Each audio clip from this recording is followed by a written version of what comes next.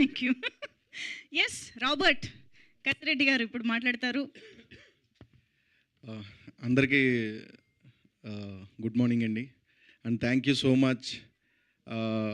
ఒక సినిమా తర్వాత మళ్ళీ స్టేజ్ మీదకి వచ్చి నిలబడాలంటే చాలా ధైర్యం కావాలి.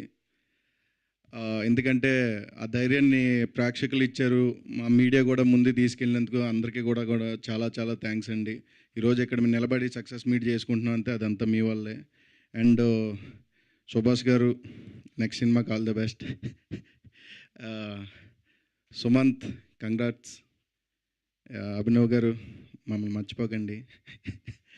అండ్ అందరికీ కూడా థ్యాంక్ యూ సో మచ్ అండి.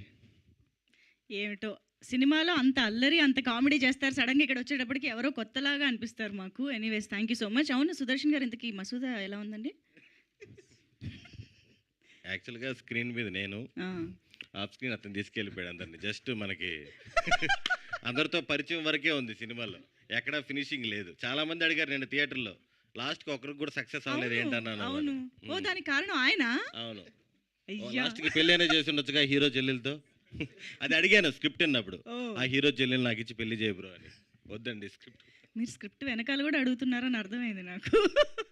Anyways yes Reenu to please Lakshmi. Oh sorry, Lakshmi అని బావ మాత్రమే పిలవలేము. ఓకే.